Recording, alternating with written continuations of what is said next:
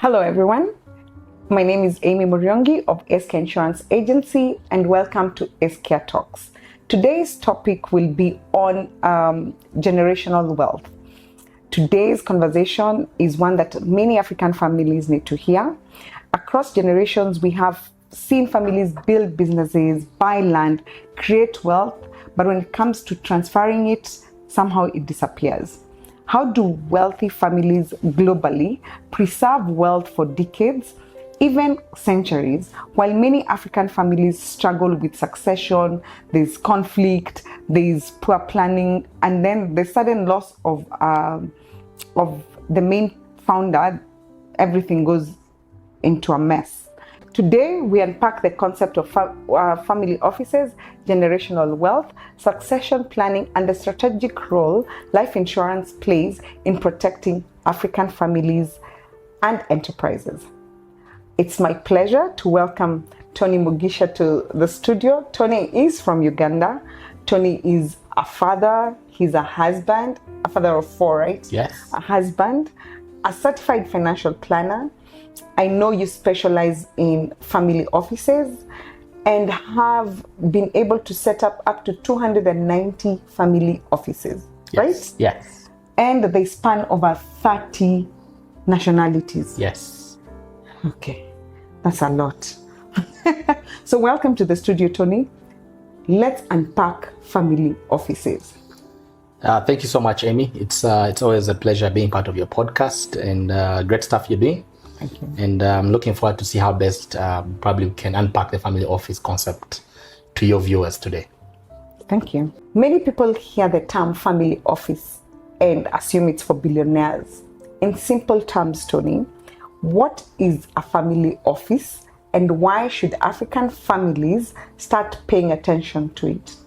Thank you so much, Amy. You know, for a long time, family offices were defined for the ultra wealthy people.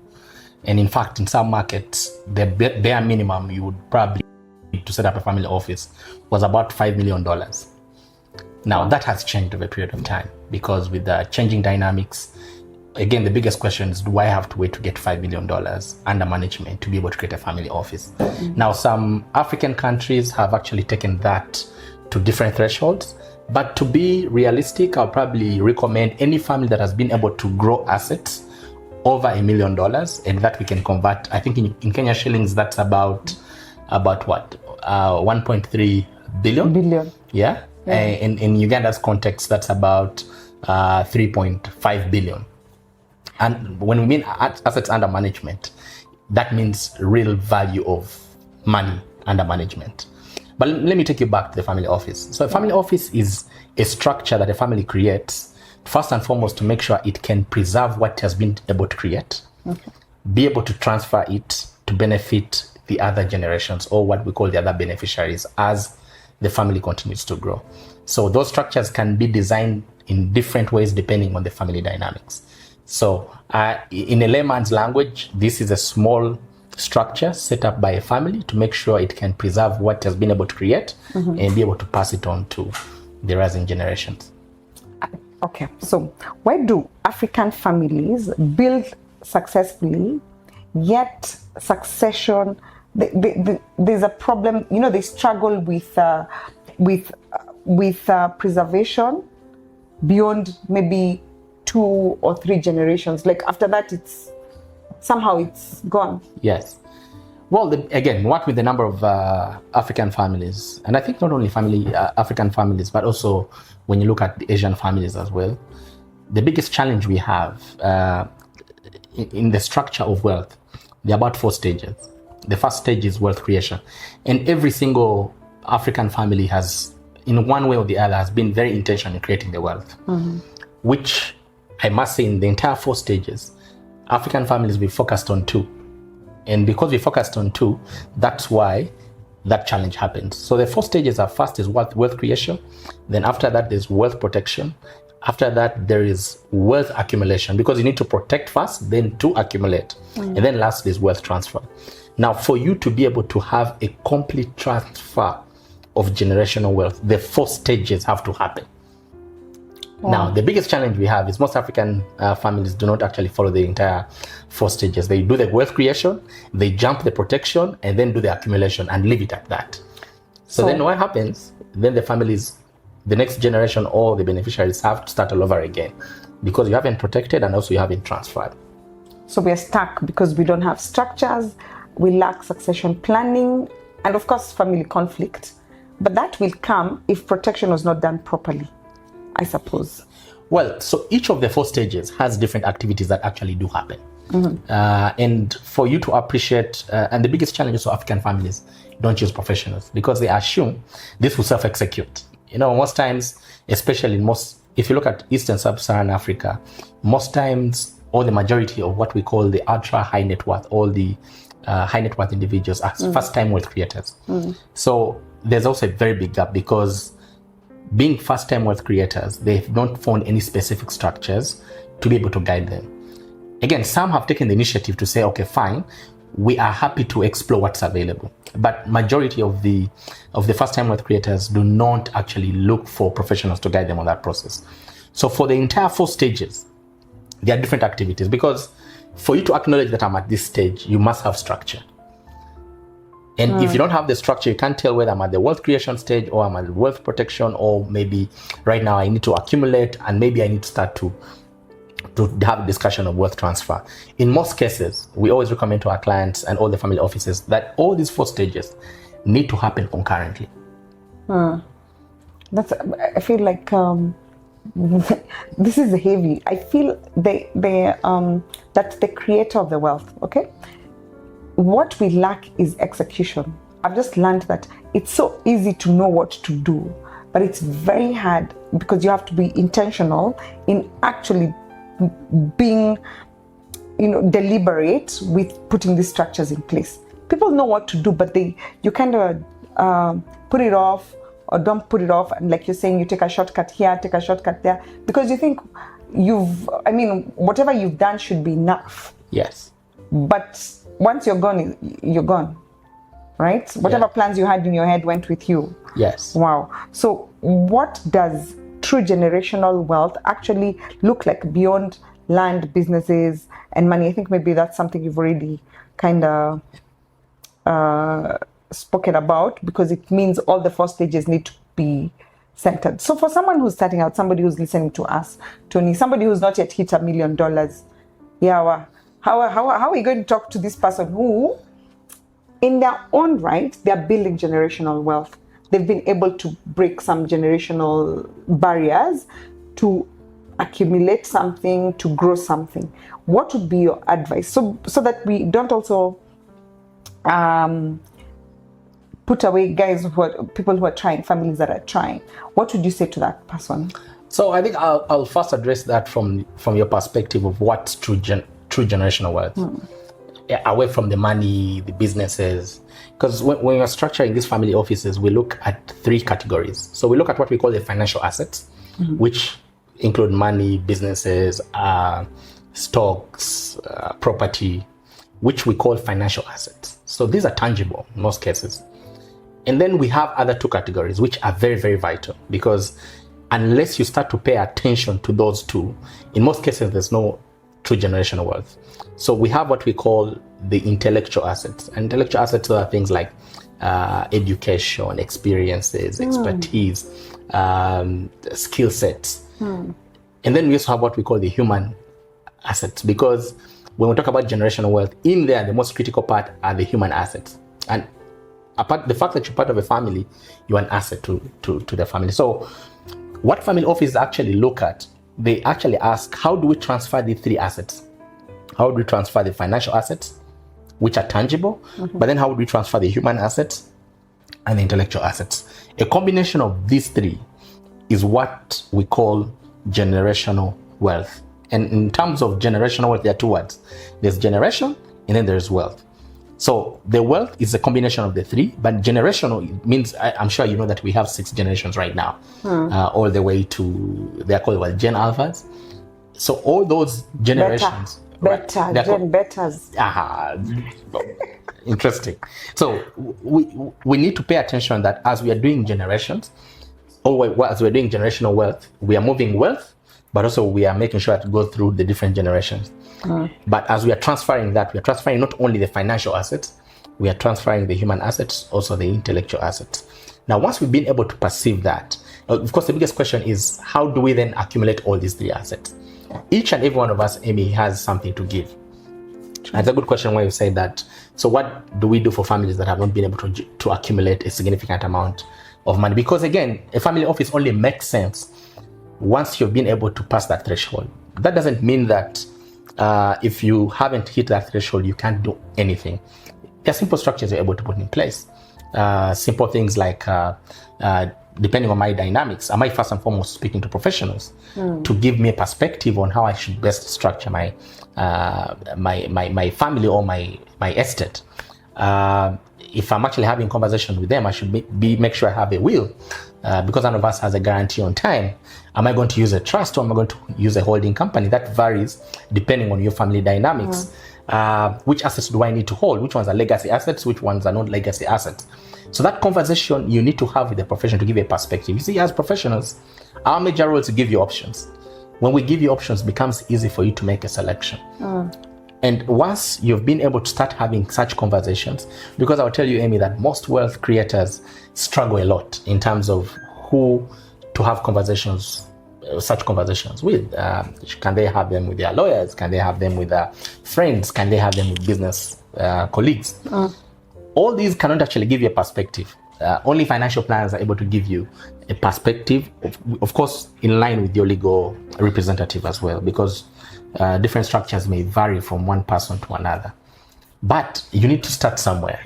Each of us has something to give. So what I'm hearing from here, for the structures that you need to have in place, one, you need to have the trusts, you need to have the governance, you need to have your will, you have your investments, the education, the family constitutions. I think I remember, I've seen one family, I forget who this was, but when the father was intentional with what every child in the family was going to study, because they wanted to have continuity in their business. Yeah. So one person went to do the law, one person went to do the finance, one person went to do the management. You know, they went specializing in different skills so that when they came back together, they didn't have to go outside to get this advice. They could within themselves be able to have this done. Is that what you mean when you talk about education, the human aspect of it for this? Yeah, well, the thing is, if you go that direction, I know there are families that have been very strategic in doing that, but sometimes also it doesn't give you a holistic approach to it, because there's a bit of conflict. In most cases, when actually I'm structuring family offices, I make sure that family members are not part of the advisory structure. Why? Because you want to take away any form of bias. And sometimes there may be no bias at all, but when you talk about family members, as generations grow, the number grows, and you want to remain. What's the best word to use? You want to remain free, like you're not tied down, or I don't know. Yes, because most cases when you involve a family member to make certain key decisions, especially during the structuring, some members may say they only make that choice because maybe it benefits them. So we try to put family members away out of that actual structuring. But they have their roles to play within the actual structure, but they do not actually take lead in the structuring itself. So sometimes initially, or a couple of years back, family members would insist, go do law, go do finance, and come and plug that role. Today it's changing. Today, I'll tell you, Amy, we have very many family businesses where beneficiaries are saying, listen, this is a family business, but it's not my interest. I want to pursue something else. And as a family office, the major objective for the family office is not to restrict the beneficiaries, is to give them the liberty to be able to pursue what they want to pursue. So as you're doing the structure, you also have to have that at the back of your mind. Other thing that also you need to pay attention to is right now is with automation of very many roles, the actual jobs that you probably wanted people to go and do, majority of them are being automated right now. So then what are you trying to pursue if you ask a family member to pursue a specific profession within the family business. It might take today, and again, that's why you need professionals, because they're able to give you the perspective of what is currently happening. Interesting. One question. So, how important is financial literacy and intentional parenting in preserving family wealth? Amy, I will tell you it is very, very, very important. I'll tell you is in family office, we actually always say any family office is as weak as its weakest member. So when we actually structure family office, first and foremost, is try to give the family or beneficiaries a perspective in terms of what options are available for them in terms of a family of investment, of diversification, of values, what do we stand for, what do certain assets mean to us. There are very many couple of things that we look at within that context. But the most important thing that I must say is each and every family member has to have financial literacy. Only then will they appreciate the different structures that are in place. If they do not have financial literacy, chances are high they will not even appreciate whatever structures have been put in place to help them preserve and to grow what has been passed on to them. I like that. Is it Elon Musk I saw? Was it Elon Musk who was saying, no, it wasn't. It's one of the guys who used to be on Shark Tank. Yeah. And he was saying, for him, it's give you education, learn your money, but not his money. But he makes sure, he's equipped you completely. You understand how to make money, you understand financial literacy. Yes. But he's still alive. So we don't know, I think in retrospect, he's trying to make sure that when he's gone, these people can actually manage what he's been able to build all these years. It's very, very important. Yeah. So in Africa, life insurance has always been viewed as funeral planning. How should families, like the African families, actually view life insurance within wealth preservation and succession planning? What's your take? Well, it's very unfortunate, Amy, that in African context, life insurance has been reduced to funeral planning and also education plans. In my space, in family offices, we use life insurance for very many things. We use it for succession planning. We use it for business exit strategies. We use it in buy-sell agreements. We use it in making the estate more tax efficient. And can I interject? Yes. There's something you've said about business, using life insurance with business. Yeah. Because I find that many business owners, partners, okay, they're not family members. Yeah. They're business owners, but they've never thought about business. What's the strategy if one person needs to exit? Yes. And I know a case in point currently where one of the founders died. Let me tell you. Then now there's a problem because the members of the members of the person who died are at this office wanting to run, and they have no idea. So this other partner is left out, and I'm like, here's a classic example of why life insurance and business should be incorporated into businesses. How would you, what would be your advice? What would be your take for that? And for business owners? It's very interesting, Amy, and I'll tell you that almost 98% of most business partnerships, they don't have buy-sell agreements. They only have what we call the articles and memorandum. So everyone thinks about coming and starting a business. No one ever thinks about how do I exit in case of a life event where any of the partners is not there. Do we allow the family members to come in just like that example? Do we have we provided a fund that we are going to use to replace that affected partner? Even not in death, there are instances where the person is probably incapacitated, mentally incapacitated. How do we then look at all those options? Now, I will not blame most of the business owners or partners, because such structures can only be attained if you get a profession to guide you. And having a small conversation, listen, when I'm planning to pursue a partnership, But the fact that you're on this podcast, I think it's best for us we give them some kind of advice. I think the first thing for any partnership, that beyond you agreeing to enter a business, you need to know, how do I exit? In case any of us is incapacitated, will my family come in? And if they're going to come in, what roles are they going to play? If they're going to come in, how are they going to be compensated? Because that's very important. In case I'm incapacitated but still alive, what do we do? You see, when you look at all these concerns, they are all solutions that the only solution to all these is life insurance. Life insurance. So ideally what happens is we say, in case any of these does happen, that risk is transferred to an insurance company, which is supported by a buy-sell agreement, which part of the memorandum of understanding to do a partnership is supported by the buy-sell agreement, and is reviewed every single year, and is hedged against the value of the business. So if I hold 50% and the other person holds 50%, the cover we're going to buy, which is bought by the business, 50% is on you, 50% on the other partner. If nothing happens over a certain period of time, the money still comes back to the business. But you need to understand on how best to structure it. And so only thing that does that is life insurance. So this is what we call the Cayman cover. Yes. Which is so hard. You go to businesses and for sure they don't have any structures. Yeah. They have no benefits in place.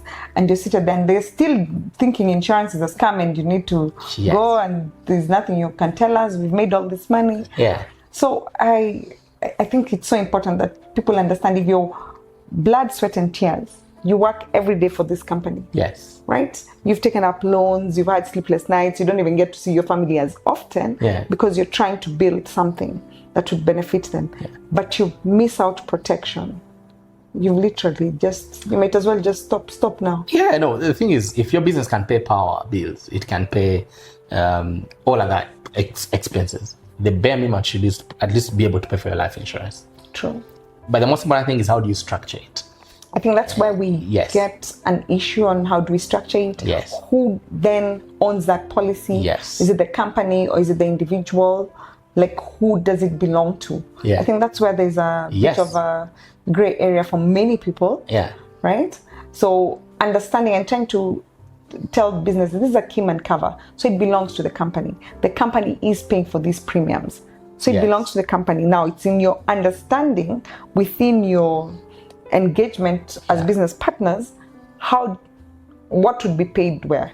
Absolutely. If my loss and I was the brains of the company was 70%, so 70% is going to my family. Yes. Maybe my name is still on the board. I mean, there's so much to think about when you go into partnerships. Yeah, there's a lot. It's no longer as easy as let's start a business. No. Everyone says, no, let's start a business. But as you start having that idea, also think about the other things that really are very key in the process. I think also letting people know that, once maybe a founder has passed away, that there would be an issue with liquidity. And so life insurance comes to play that role as well. Yeah. To help with liquidity, maybe there's buyouts that need to be done just to finish everything and part ways amicably. Yes. I think I went into a building once to see a client and there was this office and it was locked. They're like, when one partner died, they couldn't agree, the office is closed. Still branded, you can see desks inside. So I'm thinking, how many livelihoods had to change? Yes. And I'm sure it's because they could not agree on who does what. Yes. Right. And you see, any business owner or any partner for any business, if you're listening to us, if you're part of any business as a partner, the best thing you can do for your other partner is to have a buy-sell agreement in place and have it supported by life insurance. And by the way, Amy, you can also structure, you see, again, what's very important is most of these business owners need to get professionals to help them. You can structure some plans that are not pure life, and then have them pay out during a certain period of time. Of course, different markets have different products, but if you get the rightful partner, and I'm sure like in Kenyan market, if it can come to Amy at ACE Insurance, should definitely be able to support them in that structure. Thank you for that. So one last, what conversations really should families, I think we've already said it, but in closing, what conversations should families start having today even before they become wealthy? Yes. What are those conversations that they should start having? Well, I think in my perspective, because if we are very intentional in terms of preserving generational wealth, first and foremost, we all need to understand that we have something to give. We either give assets or we give liabilities. And we talk about assets, there are different assets: human assets, financial assets, intellectual assets, not only the financial assets. In the African perspective, we only focus on the financial assets. The second thing that any single family needs to start having a conversation is, what's our net worth? Sometimes that's because, if you have not laid the starting point, it's just like 100 meters. If the 100 meters is start and finish. So if you don't know your net worth as a family, then what are you protecting? What are you trying to preserve? You don't know what you don't know. So I think for any family, it's very, very important. Always make sure you know your net worth, because that allows you to draw the starting line. And once you've drawn the starting line, then you're able to know, have we grown? What risks do we have? How can we mitigate these risks? Again, only when you have identified your starting point, only then can you start having conversation of protection, of accumulation, and then transfer. If you haven't identified that start point, everything you're doing is an assumption. It's amazing. What was it? When you're saying it, I was thinking about not knowing what your net worth is. Yes. And how a friend of mine, when their mom passed away, they buried her, Yes. nothing. So now you start going into her bank accounts. Yeah. And they found she had a bank account that had over 7 million shillings. And they were so shocked because she'd been a housewife, a farmer. They didn't think much of her. Yeah. No one ever imagined she could have that sort of money. Wow. So of course going to court, because she was the only signatory. Even her own husband didn't know how much was in it. Yeah. And so they drive from here and go to Eldoret, sign the papers, accepting that her dad can access the funds. Yeah. Surprising. At least they found documents. So when we think about not knowing what your net worth would be, when we see how African families have primarily been, where the old man, the kept quiet. Yeah. They didn't really say what they had, where the land was, where all the assets were. Yeah. They accumulated, they made money, and they kept quiet about part of it. Yes. So we look like at Kenya, I don't know how it is in Uganda, but Kenya, their unclaimed assets are in billions. Same thing in Uganda. By the way, it's not only Kenya and Uganda, it's a bigger part of Africa. We are very secretive. Yeah, it's very unfortunate. It's unfortunate. Yeah, because the thing is, unless we start to have such conversations, and I'm glad that you have such platforms that allow people to start having such conversations, because at the end of the day, you need to make sure that whatever you're creating will actually be of purpose to the next generation. And it's not that everything you're going to create will actually be of purpose. True. I've seen instances where what their families have created have ended up being a burden to what we call the beneficiaries or the next generation. So as we try to get families to have these honest conversations of, why am I doing this? Do I need to hold these assets? Based on my circumstances, does my family need to own these assets or to consolidate and own income? So there are and each family is unique, Amy. It's True. Not every family needs a specific. Not every family needs the same structure. Of course. Because they're polygamous families, there are hybrid families today. There are all sorts of families. I know. So it's complicated. Yes. But of course, every family needs to have some sort of structure. Absolutely. Depending on what it is you have, what your goals are as a family, what it is you want to leave behind, because it's not only about leaving money behind. Yes. It's what sort of legacy is it that you want to leave. Yes. What's important for you, because there are people who are probably very into charity, and for them it's to make sure that there'll always be money to give to particular causes. Yes. Right. So I guess that's what that would mean. So what's your last,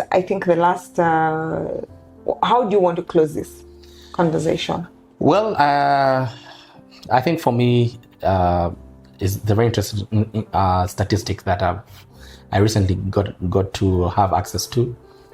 Almost $83.7 trillion is going to move from baby boomers. Baby boomers are your Our parents, yeah. All the way down to the alpha Yeah. in our respective generations. The only thing we don't have control over is whether it will go down to our respective generation or it will actually move elsewhere. Again, the choice is ours to be able to make sure that it can go down to our respective generation. Of course. The only way to do that is for you to have proper estate planning. Indeed. It's such a pleasure always, Tony, to have you. Always a pleasure. I hope all of you have caught one or two things, understood something. Start where you are with what you have. Know what your baseline is. Just finding out what is your net worth as a family, and then understanding how you want to protect it, right? And you say the thing is, Amy, is if you're able to discuss about your net worth, the rest is very easy, because what ideally is from your net worth, you're able to bring all the different assets that are in place. So Tony, as we end this, I want us to sit here and talk and learn. Me, I'm learning. I'm just like Me too, a sponge. I'm learning quite a lot from you. So my question is, I mean, maybe your final take. What would be your final take to families and anybody starting? What should they know? Not anybody starting. Yeah. Any form of family. Yes. Single family, nuclear family. You're starting out. What should you always keep track of? Okay. So I think, the best point is really the net worth. If you can have a conversation of what your family net worth is, the rest is quite easy. Because with the net worth, you're able to list all the different assets.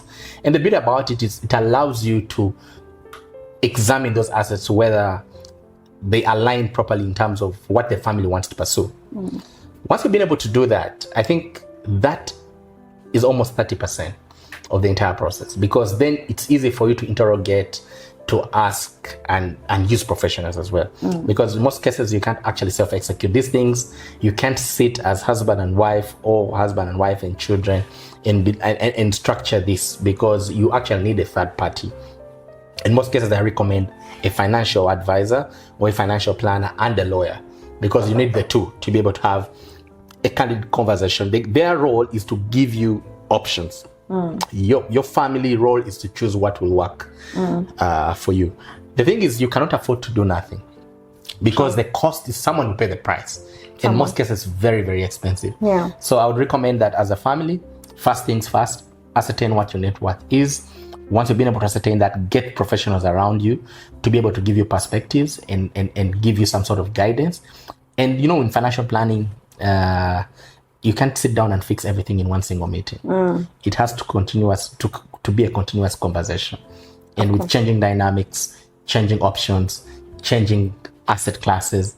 So you actually need advisors around to be able to give you a perspective. They shouldn't select for you, but they should be able to give you a perspective, which you as well can go out and do your own research and see what works best. For example, not every family needs a trust. Not every family needs a holding company. But yes, there are families that need both a holding company and a trust. Again, your circumstances or your family circumstances may require different structure, and that's why I'd recommend you should use professionals. Today, in Africa, we have professionals who are doing this. Be it in Uganda, be it in Kenya, there's no excuse for you to do nothing. True. There's no excuse for you to leave confusion. Yes. And a mess. Yeah. Why work so hard to accumulate so much for you to leave people fighting? Yeah. And somebody somewhere is going to suffer. Yeah. If not all of them together, somebody's suffering. Absolutely. And governments actually have designed a way. The lawyers will win. Yeah. The lawyers will win. The government will have free. Absolutely. I wonder what they do with that one. I keep telling that specific office, different countries have specific offices that administer that. But I want to believe that it's one of the most wealthiest departments. Of course. Because a lot of family wealth is left there unproductive and sometimes never to even benefit the beneficiaries. So we owe it to our families to at least make sure that at worst case scenario, we don't make it so difficult for them to be able to move forward in case you're not there. I totally agree. So, asante sana for being in Kenya. Yes. I know you've set up an office here. I know you're going to change dynamics. These are not things people get to hear. These are not conversations that every Kenyan gets to hear, right? and understand. But I'm glad you're here. I had a question for you. So I see now, finally, Uganda is getting national health. Is that what you're calling it? The national health care. I'm surprised that you didn't have all these years. Yes, we did. Uganda didn't have. Yeah, we did. But better late than never, right? How many years later? Many years. Okay, what's your take? Because really, I was surprised that it was never in place. Yes. And that it's just coming in place. What's your take? Well, my take is we have an opportunity right now to create a very good healthcare system, provided that we can be open-minded. Of course, right now, I think it's said within the Ministry of Health. But my take, just like you've asked me, I believe we don't have to reinvent the wheel. No, come and copy. I'm Right? not sure. I was going to say come and copy us, but I'm not sure. The interesting thing about Uganda, we may not want to copy from Kenya, but one thing I know for sure for Uganda, we don't have to reinvent the wheel because we have about 9 life insurance companies. I mean, if I were to do it my way, right? If I were to do it my way, and this is just thinking outside, and thank you for asking me for that question. You see, we have almost 9 life insurance companies in the country. These life insurance companies are giving medical and life. Okay. Of course, the national healthcare system is mainly going to focus on medical. If it is done correctly, or probably like what I would recommend, ideally, if all these 9, looking at last year's statistics, the entire 9 life insurance companies collected premiums of about 978 billion. Right now, if I were to do it my way, I would first and foremost make sure that all these life insurance companies are part of that process because they already have a footprint throughout the entire country. That means they're able to give medical insurance across all other, especially the private hospitals. What's the uptake of insurance in Uganda? It's still under 2%. Okay. Yeah, but why I think the national healthcare system is very, very vital, and I'm very passionate about this because I think it will actually be a very key pillar in supporting people's financial planning. If it is done correctly, if you have 9 insurance companies who are spread around the country, who actually have huge list of different independent providers, the only thing we need to worry about now is how do we get the health centers 1 to health centers 4 part of this ecosystem. So if I were to do it my way, I'd probably make sure that all the insurance companies come and create some sort of a consortium. And once we create a consortium, we'll create a fund, a national healthcare fund. If I asked only 1% of the net profit of each of these companies, or even revenue, 1% of 978 billion will probably be about 9 billion, 9.7 billion that is coming in. Just 1% of the total revenue, right? That would be under a health fund. Now, that health fund shouldn't be managed under the Ministry of Health.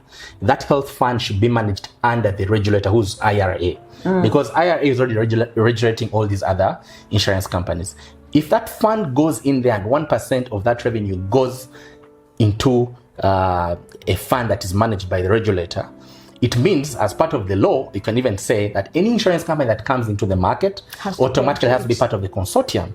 And automatically 1% of the revenue that is collected should go into the National Healthcare Fund. Now, once that is there, because I know IRA is very good at managing the funds. I mean, looking at what they've done for this sector, it's amazing, especially in Uganda. Now, once they've been able to create that fund within the IRA, the next thing would be how do we use this fund to fund, most importantly, the government facilities. That's health centers 1 all the way to health centers 5. And by funding it, it's really about which hospital doesn't have an X-ray, which hospital doesn't have an MRI, which hospital doesn't have what we call as key healthcare instruments that need to be in every... The basics. Absolutely. Then that's yeah, and also making sure that there's actual automation at the doctors in those places. Do they clock in? Because the insurance companies are very good at that. Right now, if you're asking them to share the risk, the advantage there is you don't have to reinvent the wheel. So what is the Ministry of Health doing? It's just monitoring. And whatever contribution comes in or what is allocated to the national health care is for medical or for the ministry, a portion is allocated to the fund as well. So you're able to monitor where the funds are being deployed. if the doctors are there. And now what really makes this work efficient? Now we get the private sector to get involved. Tony, like myself, maybe I may probably have a medical insurance that I'm enjoying from my employer, but that benefit may be to me, my wife, and my kids. But I have parents who need medical healthcare. Do I have a platform where I can use my national ID, which now we call the NIN? If I go into SSB code and I'm able to integrate the system to create, if I need to enroll any of my parents, I can go there and automatically, because this has been, this is a shared risk, I can go onto that platform and be able to subscribe for my parents. I don't know how it works. Don't you guys have for your parents so they would have to be under your cover? They can't have cover on their own. I mean, if you bring the national healthcare system, it would allow different parties. I can pay for my parents, I can pay for my nieces, I can pay for my uncles, I can pay. And what I'm actually doing, I'm making it easy for users to onboard them onto that program. Now, I'm also generating revenue, but I'm also already tapping into the existing healthcare system for the private insurance company, which is very efficient. But unfortunately, I think we are trying to reinvent the wheel and then try to create a totally different, independent, which in most cases I don't think will work. But also, I think if they can involve the private sector, because they are users like ourselves. I mean, Amy, this is information we're happy to support and give. We don't need payment for this. We just need to show, because we know certain places on what actually happens in what healthcare system works best. For example, for you to implement this, you probably even need the same ERP for all hospitals as the prerequisite. Because if you do that, that means information. I don't see the reason why every other hospital will have a separate ERP. You'll have the same ERP, which allows me to go any hospital, all my records can be viewed, and I can get the treatment. Of course, you can put different layers of restriction, but all this can actually be done, because if it's a state choosing to do that, it will be more cost efficient, but also we can involve the users. Do we go cost efficient where government is involved? I'm just saying. Yeah, we can. Interestingly, in Uganda, government is becoming more efficient. It is becoming more efficient. But this I'm really very passionate about, and are you going to join the government? No. Ours is to give an opinion. And I believe healthcare is very vital. It's a very key pillar in financial planning. So if we don't get it right, there will be a problem. Lots of funds will actually be misallocated. But if we can do what I've proposed, I think there'll be a level of transparency. We'll see real impact throughout the healthcare system. And even users like us, we can actually rate. You can buy into that system. We can even as well, rate. Yeah. You can rate a hospital. I mean, you see, healthcare is moving away from just being offered a service. It's an experience. That's why I know some hospitals in certain markets hire hotel general managers. Why? Because they want to change the experience. As a user, I should be able to go to a hospital and rate the experience I've had, and the platform should be able to perceive that and start working on that feedback to make it even better. Well, we wait to see. Well, we are learning over here. We're still always learning. But I was very surprised that you guys did not have a healthcare system in place. What? Yeah, but better late than never again. Is treatment so cheap in Uganda? It's quite expensive. Actually, healthcare is one of the fastest raising costs. That's global. Yeah. That's global. That's why if we can fix it right, it will help different household incomes. Well, it's always a pleasure. Thank you. Thank you so much, Amy, for having me, and keep doing what you're doing. And I look forward to see what else we can do next time I'm around in Kenya. Karibu sana. Thank you. Right? Asante. Thank you. Say asante sana. Asante. Karibu. I even forgot how to say hello in Uganda. Jabarego. Jabarego. I forgot. Yeah. So I should see you more often, then I'll learn more Uganda. Absolutely. Right? Absolutely. Thank you again for everyone. having us. I hope you've learned something. I hope you've learned that family offices, I mean, yes, you might not have hit those big thresholds, but it's something you need to start planning. Plan where you are, start where you are. and take advantage of having life insurance. It can solve so many liquidity issues, succession issues, business partnerships, exit plans. What life insurance can do for you is endless. Endless. Thanks for joining. Thank you. Bye.